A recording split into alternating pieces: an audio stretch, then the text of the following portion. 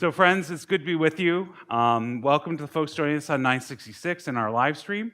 I'm Will Houts. If we haven't met, I'm the pastor here at Living Hope Presbyterian Church, and I am thrilled to be working with you all for our five-part series that we will be doing over this fall, looking at women of the Bible. And so today we're going to jump in with the first one, which will be Deborah. She is a judge. You find her story in Judges, and there are two versions of it in the writing of Judges. There's one in chapter 4 and another one in chapter 5.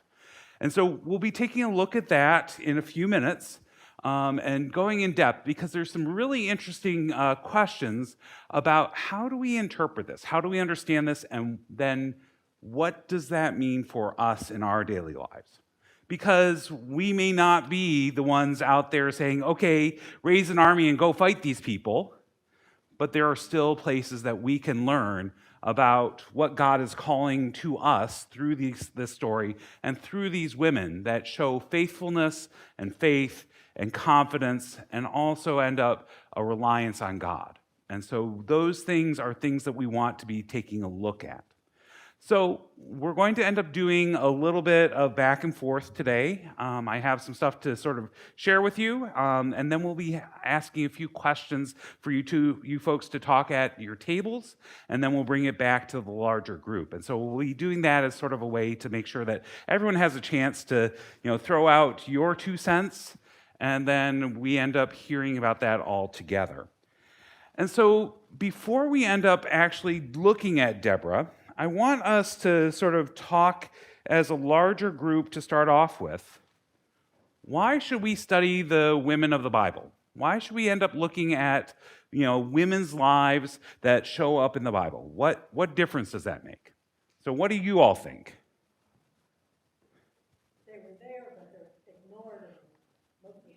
Yeah, so women were there the whole time, but oftentimes they're ignored because in those days, in those cultures, women did not have the same level of respect and same level of autonomy that we end up seeing here in our culture. So we want to definitely be looking at those women that are there. Why out, Sally? Yeah, and so these women are really standouts. I mean, normal women are good, but the folks that are really standing out and being told stories about in the Bible means that they were exceptional, that there was something about them that really helped everyone learn something new. Lucy?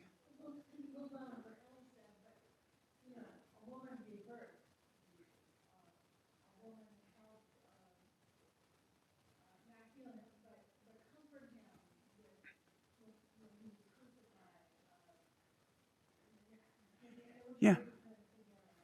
Yeah, and when we look at the Gospels, Jesus is crucified. He's there in the tomb on the Sabbath, on Saturday. And then on Sunday, who is it that goes there? The women. The women. And it's the women that are the first preachers. They're the ones that go back and tell the story to the disciples. Unfortunately, the disciples say, oh, this is an idle tale. They're just talking. They're just making this up. Sort of like many men we know that end up just discounting those stories. But those stories are important and help us understand how we are supposed to live as people of faith. And it also helps us think about the role of women in carrying out the mission of the church throughout the world. That women have the ability to be leaders, to show compassion and lead in ways that others are not willing to do, to end up taking risks, to end up being vulnerable, to end up bearing God into this world. And so over these 5 sessions, we're going to look at women that have done all of these things. And then we'll also end up coming back to the so what? What difference does this make to us in our daily lives? Because if we can't talk about what the stories of the women in the Bible mean and then apply it to us, we've lost the main point. Because the main point of the Bible is about telling stories that help us understand ourselves in relationship to God and how we should be responding to the various situations that we encounter in our daily lives. So, today we're starting off with Deborah. Deborah is a judge. She's the only female judge that is identified in the book of Judges as someone who's also a prophetess. There's about 4 places that women are identified as prophetesses in the Old Testament. So this is something that really stands out. She's a woman that not only is able to make sort of these decisions, help to settle disputes that are going on with the people of Israel in this day and age, but on top of that, she has a direct connection with God.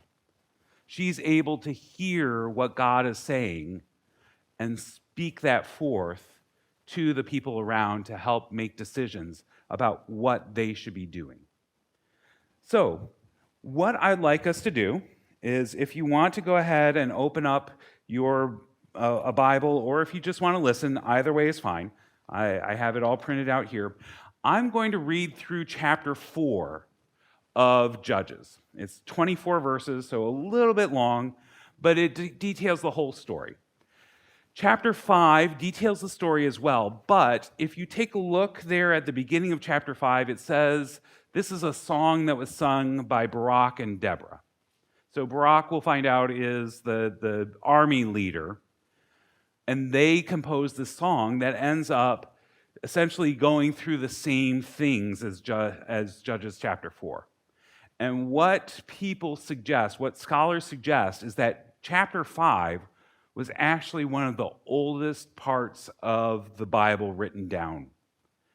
The language, the syntax, the words that are used there in Hebrew are fairly archaic.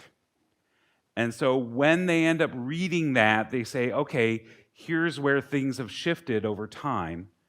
And so it seems like it's an older part of the Bible, but then the people who are, pulling the Bible together, pulling together the book of Judges from all the stories that have been told about the judges over the many, centuries, they end up seeing this and say, okay, we're going to set this story out in prose form.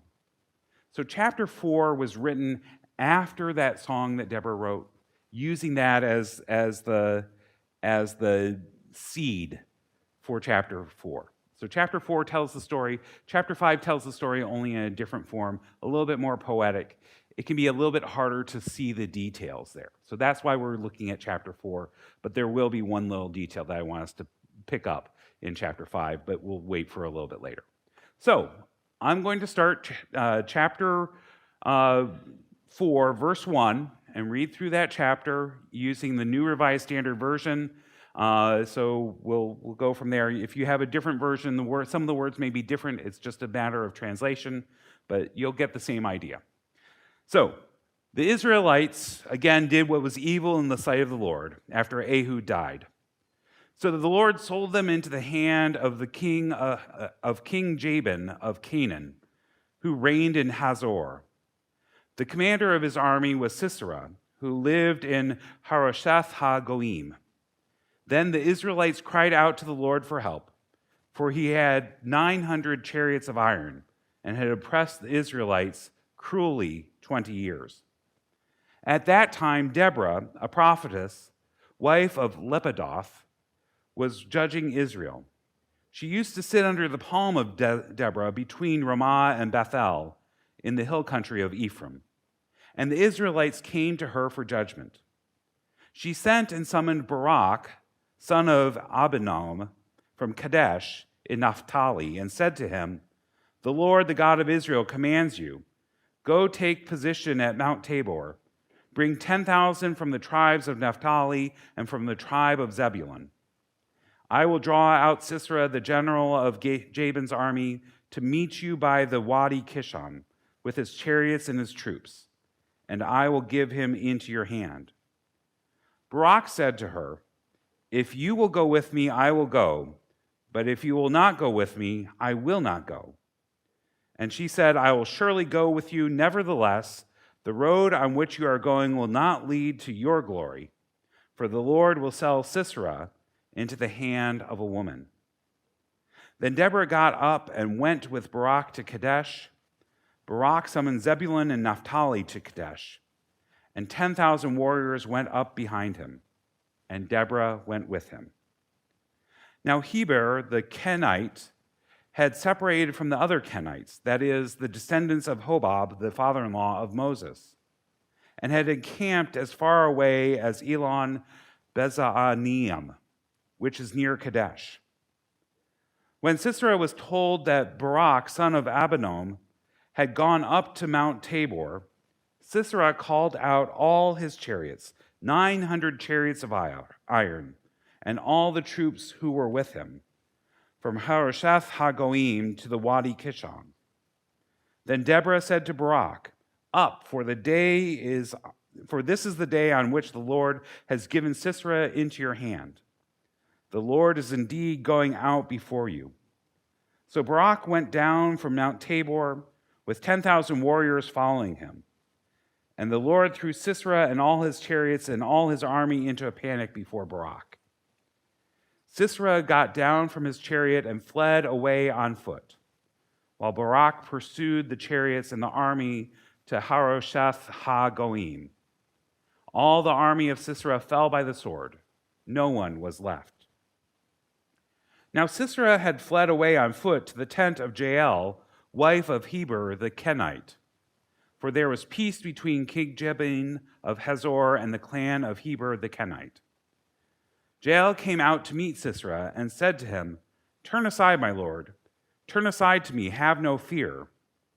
So he turned aside to her into her tent, and she covered him with a rug. Then he said to her, Please give me a little drink of water, for I'm thirsty. So she opened a skin of milk and gave him a drink and covered him. He said to her, Stand at the entrance of the tent, and if anybody comes and asks you, Is anyone here? Say no.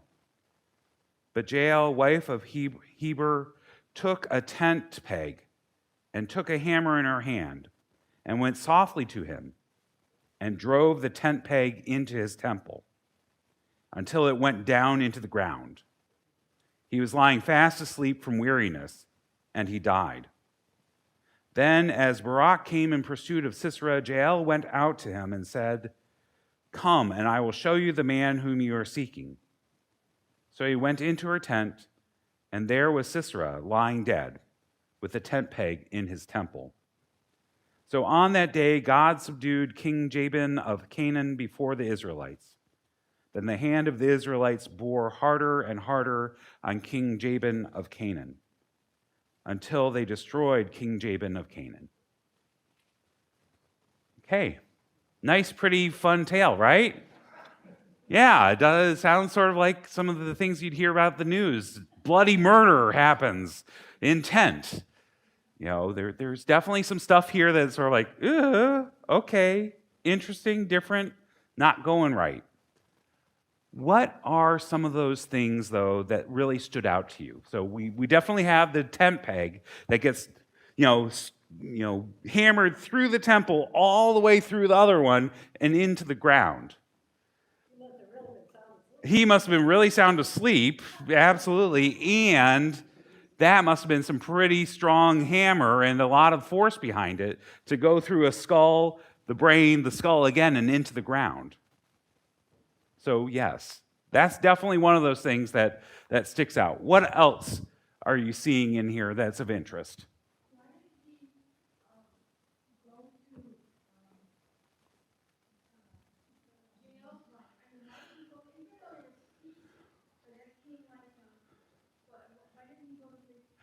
Yeah, so Sisera, why did Sisera stop at Heber's tent with Jael there?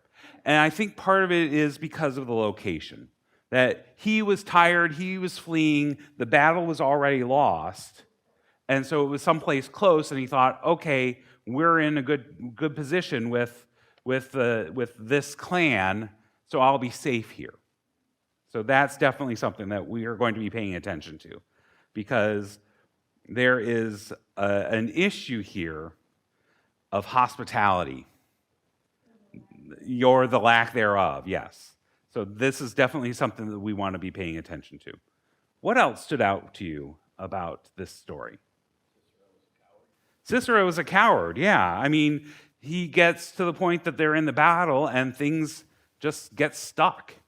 Part of chapter 5 tells us a little bit different detail that the reason that the battle went against them was that they got into muddy ground, that the Lord ended up bringing some water into this area, and so the iron chariots sunk into the mud and muck, and they couldn't move.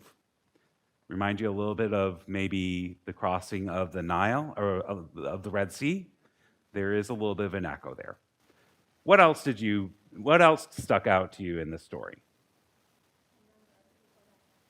The number of people that got killed, 10,000 or more. Yeah, absolutely. Pretty bloody place. Yeah, big battle.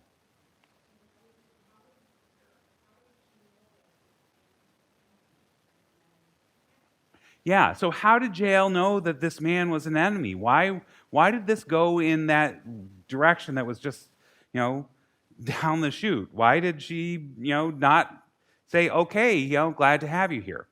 So yeah, I think that part of that is that, he probably went through or around that area and saw the tents, and he would have been going on the chariot. And so if he's not coming back on the chariot, what does that mean? It means the chariots are lost, and he probably lost the battle. So there's probably some indication there, but there's some pieces that we aren't seeing there that would help us know and understand that fully. What else? Yeah, Sisera easily could have known her before. That Jael could have known him, and they've been going back and forth since he is the primary commander for the king of Canaan. Yeah, well, couldn't she have poisoned him with the milk? Yeah, I mean, right, but it would have been less bloody. But you aren't sure, and but one of the things that we do want to pay attention to, and we'll talk about this a little bit more, is he asked for water, and she gave him milk. Well, what does milk do? What do you end up doing if you want to go to sleep? A cup of hot milk. Yeah. You warm up some milk and you drink it because it works for babies. Why doesn't it work for adults? So that is definitely part of it, that she gave him milk to help make him sleepy, so that it would be easier for her to drive the tent peg through.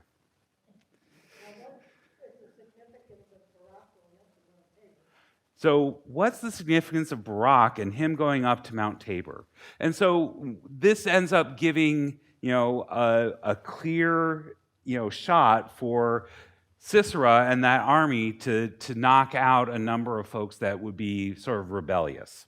Because, the Canaanites have been there causing problems for the Israelites for 20 years, for 2 decades.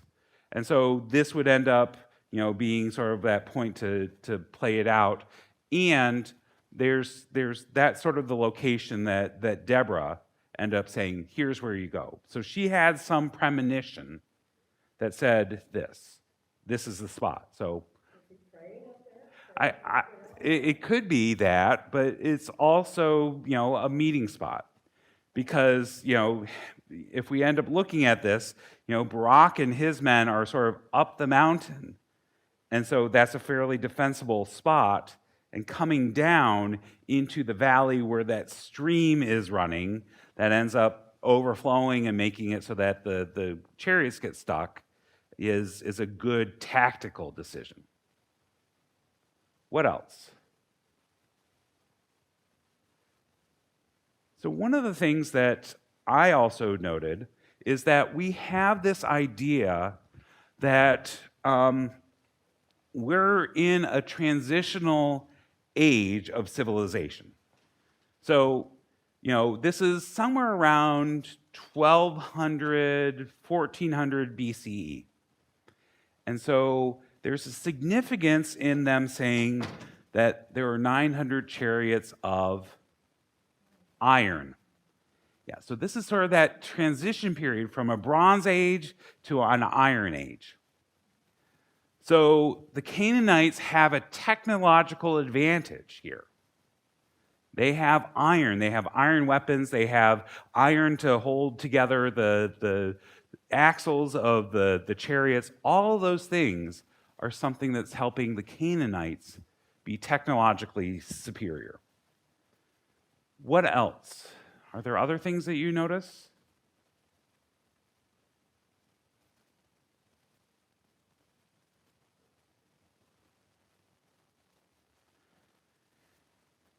Did it strike you as odd that Barak said, if you don't go, I'm not going?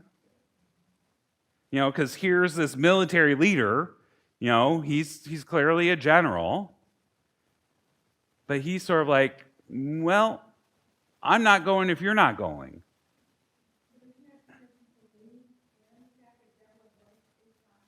Yeah. So there's several different ways that we can interpret this. And that's something that I want to spend a little bit more time on, because it easily could be that if you go along, I'm going to absolutely be fine, because you are seeing, what God is speaking, and you're able to provide that so that everyone else is going to feel more comfortable and feel more assured. But it could be that Barak is feeling afraid. He's scared. He could be not trusting in God, and God's word through Deborah, and saying, okay, if you don't fully believe this, you're not going to go with me and you won't put yourself at risk.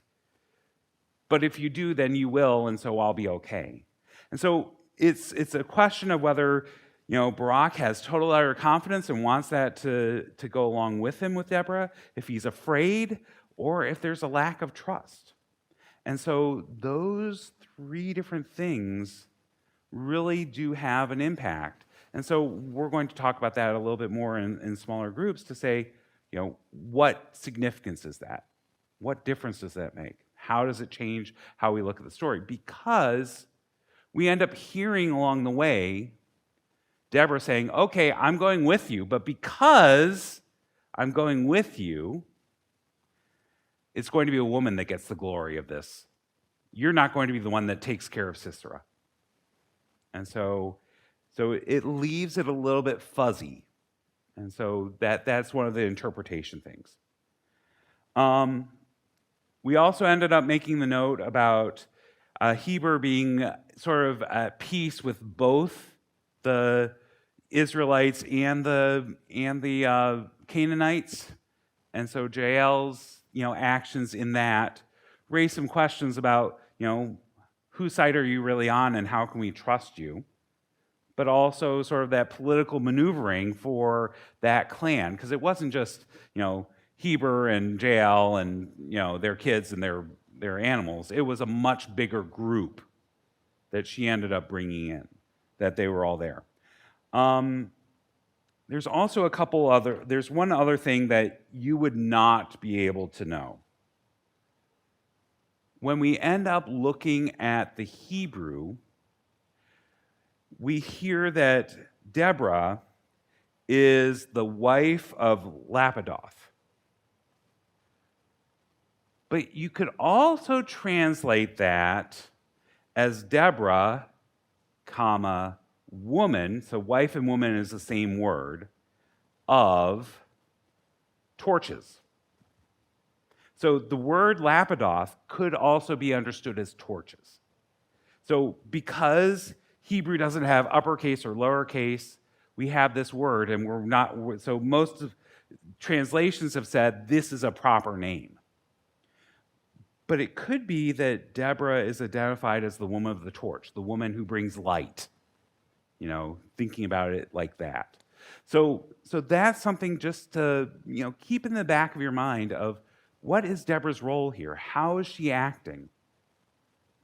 Because it could be that she is being seen as a woman that illuminates something, that shows, something in a different way, rather than being identified as the wife of. So, yeah. How did she end up becoming this prophetess, the person that is judging and providing, conflict management and, and insight? We don't know. We don't know.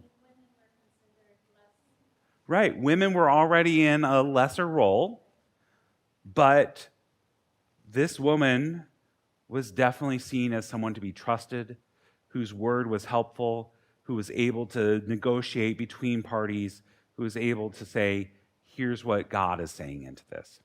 And I think it's probably that last part that God is speaking in and with Deborah and saying, here's what you should be looking for. And so she's being able to do that.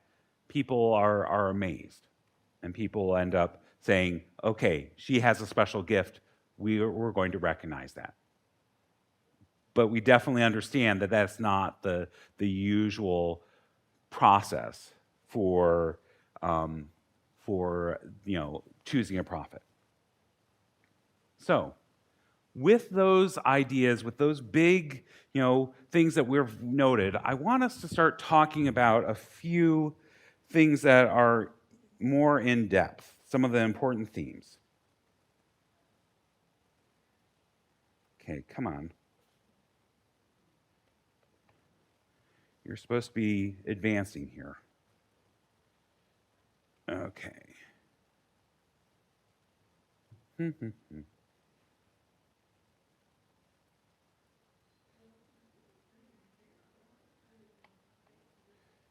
Okay. So, I'll see what I can do while you guys are talking about this. So, what I'd like you to do is at your tables, I'd like you to talk a little bit about what you see Deborah's role in this whole story. Think about what she's done, where things end up. There we are. I'll get that back up. So, what is Deborah's role as a judge here? How is she? Yep, I'll get that back onto the screen and onto the slideshow. So, I want you to talk at your tables. What is Deborah's role as a judge? How does she fulfill that in this story? Thinking about the whole arc of the story, okay? What do we see about Deborah's role as a judge? Yeah.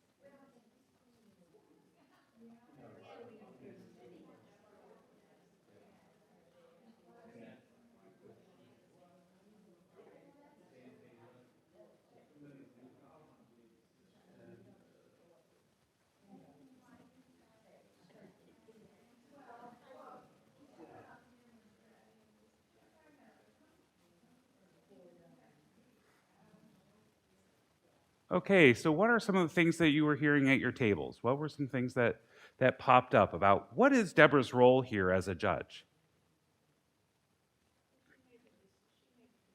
She made the decision. Yeah, she made the judgment. She's the one that's saying, I'm hearing from God that you need to go do this. But why would they believe her? Okay, so that comes back to some assumptions that are there that aren't in the text. So it does say that Deborah has been a judge, has been one who the people of Israel have been coming to for judgments. And so, because of that history of hearing that Deborah is understanding what God is wanting and able to speak forth to the people, saying, "Here's what you need to do in this particular situation," that yeah.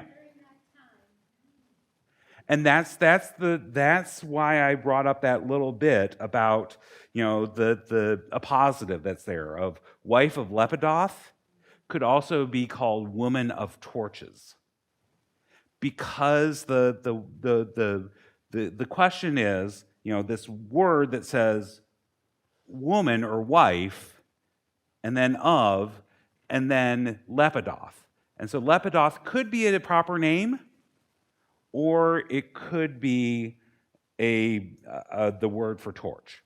And so we just don't know. And so we could end up making the argument that she's actually not married. We could make the argument that she has been in this role and she's so esteemed that she's given this honor from the communities, from the different tribes of Israel, and said, well, you're so connected and understanding of what God is doing that we're going to trust your word. So she's obviously along the way getting this word from God. She's feeling those things that come through, sort of like Moses or the other judges who end up finding themselves guided. So yeah, she's chosen. She has been chosen by God, is what the people are saying. So it's sort of our understanding of that sense of call that you have to feel it personally. It has to be coming from God, and the community has to say yes, this is the case. So she is in that place where the community has said yes, we see you doing these things that you've been gifted by God for this particular service. So, well, yeah. So Brock, who again, we could end up saying lightning because Brock means lightning in Hebrew, but we can end up seeing that there's this guy who's not really sure. So it's sort of interesting that lightning strikes Sisera with his iron chariots. But anyway, yeah, exactly. So there is this question mark about, is she really married or is she single, and she's doing this, but she has this role. So it's very clear. And why did God pick a woman? I don't know. Maybe it's showing that God does pick women all the time and we just don't listen. Well, I think so, but nobody's listening. So, yeah, at least not in the Catholic Church easily.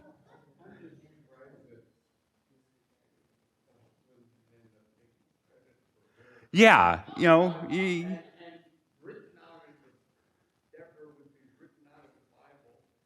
and then it's Lepidoth who's doing that. Yeah. Yeah, I mean, so there is that question mark about. for her actions and wisdom and when what she's been given, the gifts she's been given. Yes. Yeah, there's definitely that case. What else do you hear about Deborah's role as a judge? How is she fulfilling that?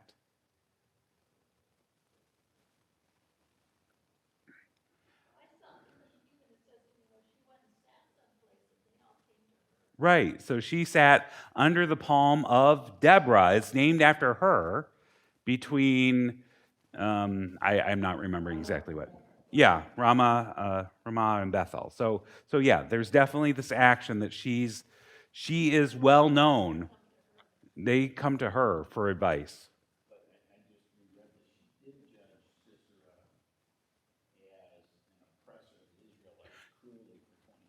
Yeah.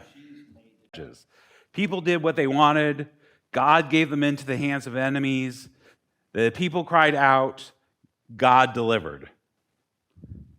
They ended up doing what was wrong. I mean, it repeats over and over and over again. So this is the third or fourth story in Judges that has that same pattern. So a woman has been called forth. So she is definitely providing that judgment, that insight, the oracles that help people to understand what God is wanting to happen in this time. And she also is the one that starts the whole thing. I mean, she hears what's going on and she responds to God's action by saying, okay, Barak, go get 10,000 men from here and here. And again, another translation issue, it could be 10,000. It could also be 10 units. 10, so it may not be 10,000 men. It may be, 25 men times 10. So, it could be 250 men. We don't know. I mean, but right now it's translated as, 10,000, but it could be something else. Because if it was 10,000, then we'd be talking millions of people as part of the people of Israel at that point, which that wasn't the world population. So anyway, the 10,000 may not be exactly right, but it's 10 units of something. Okay? So Deborah has that role that she is channeling what God is saying, and she's making the action and saying, okay, this is your job now. Barak, go do this. So then, this is the thing that we already raised. I want us to talk a little bit more about this at the tables. Barak says, I'm not going to go without you. And I've already suggested 3 different scenarios. Number 1, he feels so strongly about Deborah that she is really good, and so he wants to take her along as sort of a good luck charm. Number 2, he's scared, worried that he won't be able to do this, and so he wants Deborah along just as that reassurance. Or number 3, that he is, he hears what Deborah is saying, but he's worried that he's being, put into a no-win situation. And so he doesn't trust Deborah. He doesn't trust that what she's saying is correct. So that if you go along with me, then I'll trust that you really do believe this. That you're not just sending me there to get people to shut up and be done and get rid of the 10,000 complainers that are tired of being under the thumb of the king. So which of those, or which other ones do you think? Why is it that Barak is saying, I won't go if you don't? Why might that be the case? Let's talk about that for a few minutes and then bring it back to the larger group.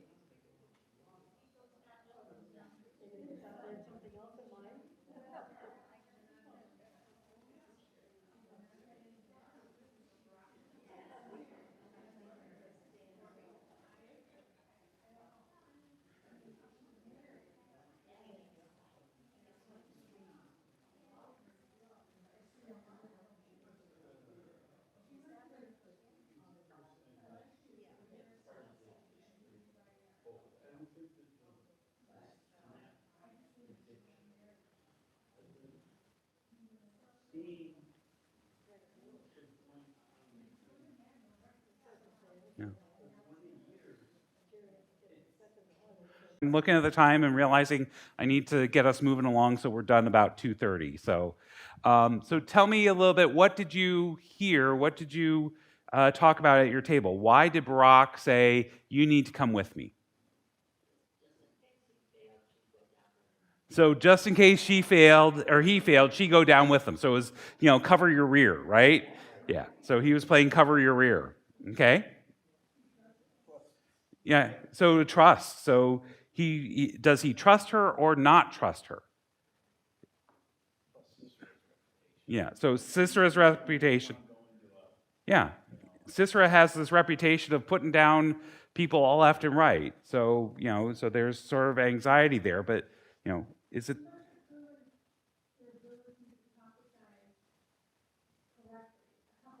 Yeah. Right. Yeah, so that's a different one than what I was sharing with you because I think it has some really good possibilities that Brock trusted Deborah. And so since I trust you, I want you to come along to help out and make sure that we're doing things right. Right, because I need you to sort of reassure and help along the way. I need you to make sure that I'm doing the right things because I trust your judgment. I trust your view. I think it was more credible to believe it if they had a united force to be there. And someone can balance off that, yes, this is true, women did have a smaller role. But then for this united force to be in front of them, that Yeah. could be very good help. Yeah, so having both. Going will not lead to your glory. Right. So right. Well, and so it's that you don't get credit. You won't get credit for taking care of Sisera. You won't get the glory. So yeah, you'll win, but everyone who tells the story will tell about JL and how she ended up doing that, which takes us to that next point. What was JL's role in this? Yeah, so here we have two women who really are the focus of this story. I mean, we listen, and there's four main characters. There's Sisera, the enemy general, but then there's Deborah and Barak and Jael.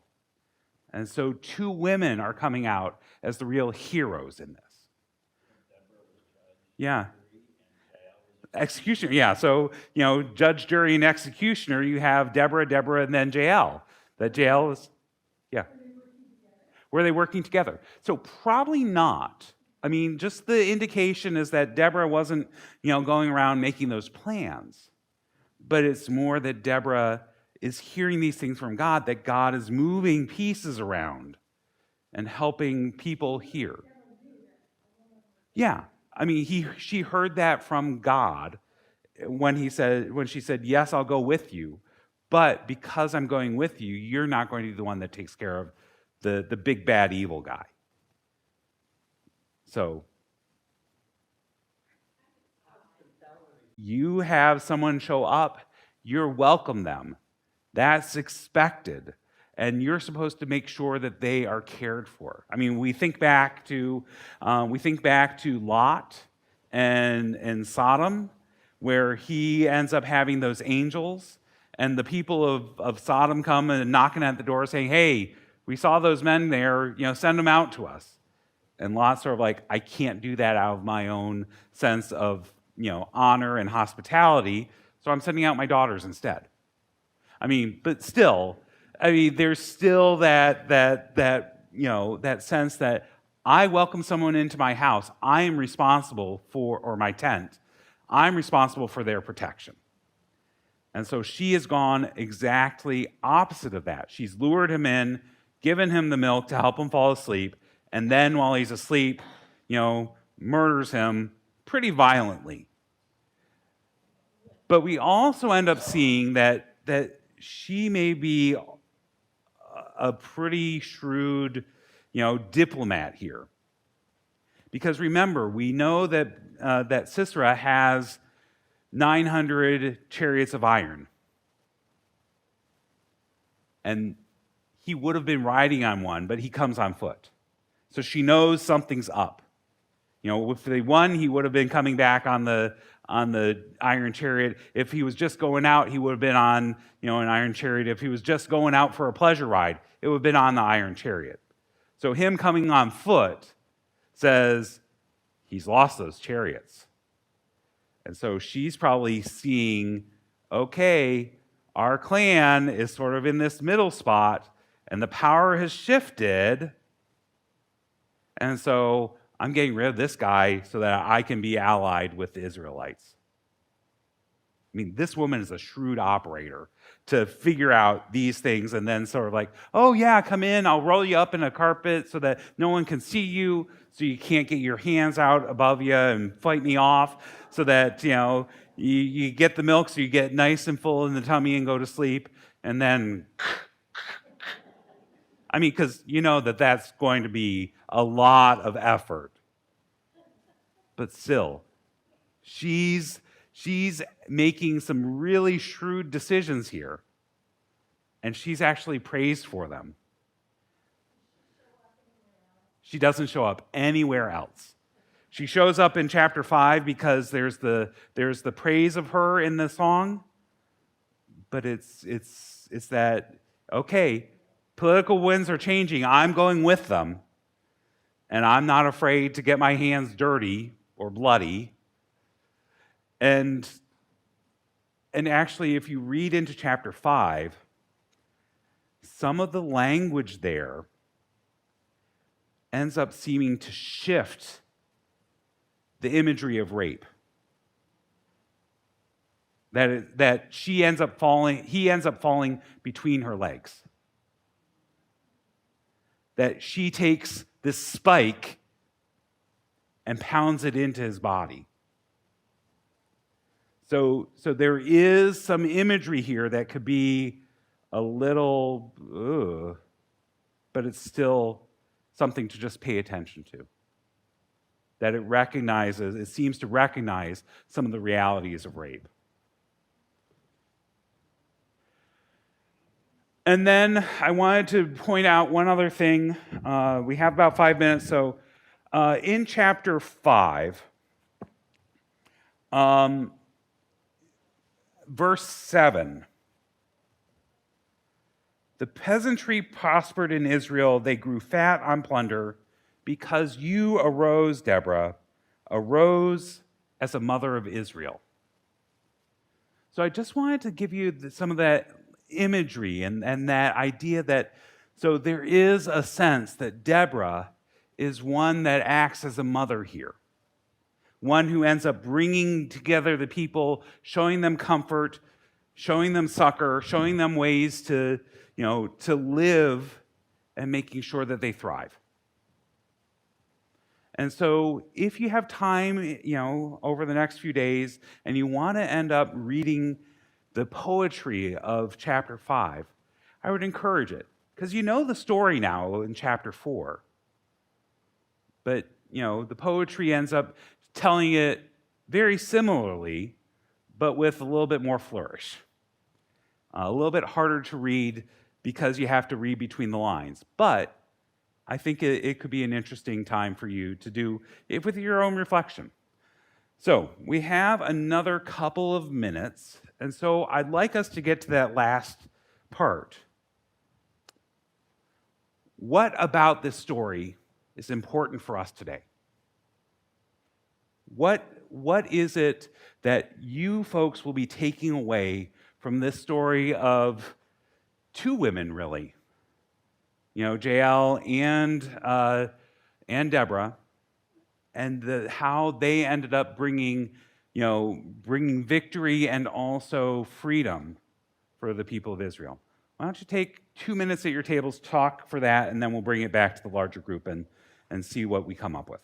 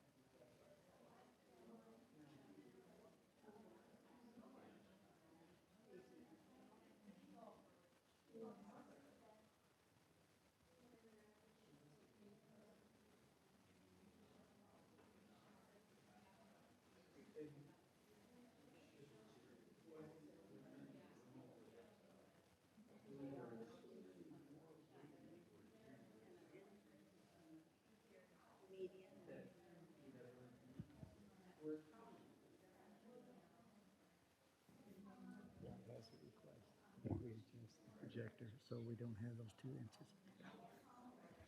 Okay. Okay, so friends, what were some of the things you came up with? I just wanted to check in and use this to wrap up. What were some things that bubbled up at your table? Why is this important for us? Women are as important as men are in the history of the world. Absolutely. That's why we should be calling it her story rather than history.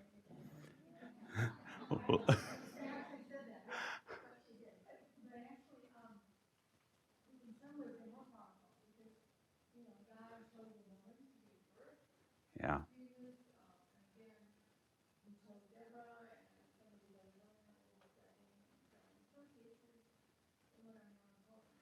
Yeah. There's definitely places that women do what men can't and won't. This story definitely shows that. A woman says, "This is what you're going to do," and then it's a woman who takes that hospitality and breaks that hospitality, knowing that it will be better for her and her people and the people of the Israelites. And so she ends up making this decision and moving forward with it. So both Deborah and Jael show us that women can do stuff when men can't. I think it also reminds us that God does work through both women and men. Helps us see that ability to speak forth what God is doing, what God desires. That's not just men. And so we need to remember that as we go forward. Women's voices need to be heard. Women's voices are powerful. Women's voices help us understand what God is doing. So we're going to call it good here for today. In 2 weeks, we'll be back here again, and we will be looking at the book of Ruth, the entirety of that book. And